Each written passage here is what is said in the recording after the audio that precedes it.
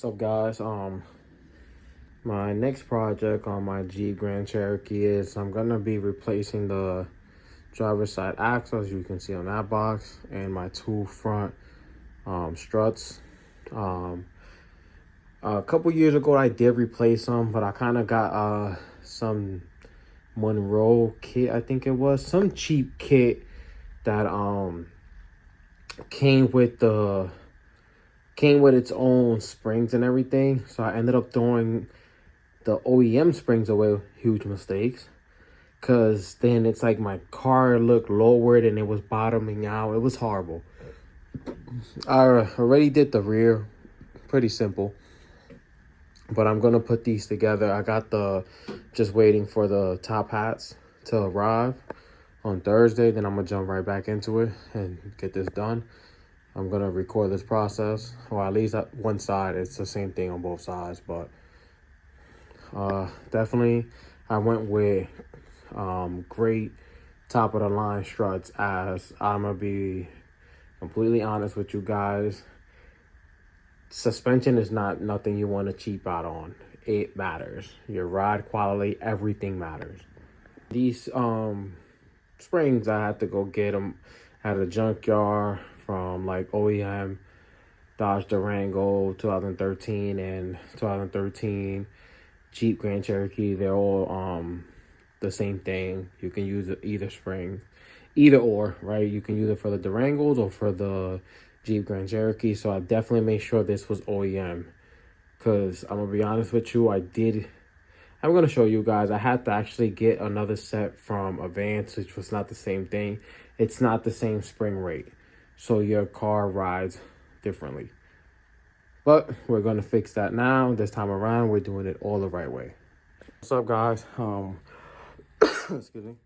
I didn't make the video of how to get the struts out, because there's a million videos on that.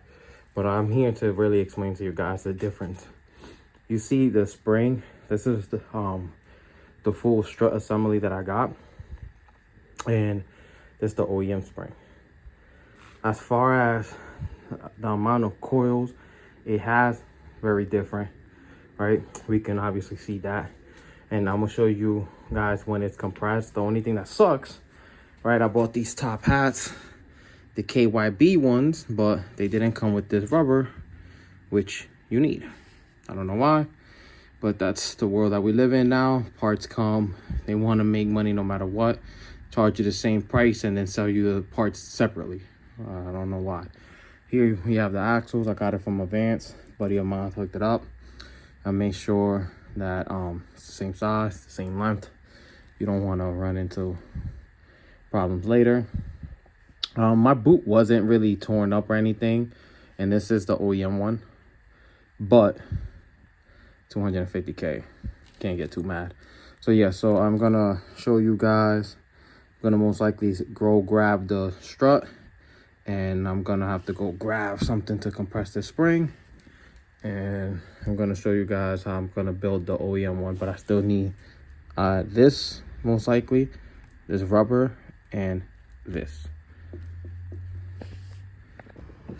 So the springs are installed, guys. Everything's back to normal. I will say that my Jeep seems to be a bit taller. I'm not sure. Could be because the other springs were not the proper springs. The hardest part of the installation was here. You need an 18mm socket that kind of has some type of opening, so you can put a 6mm Allen key wrench inside and hold it. That was it. As far as the ride quality, feels like stock. I already had the back, as I told you guys earlier in the video. Let me see if I can get under there. You guys see? Car rides nice and new. Rides like new.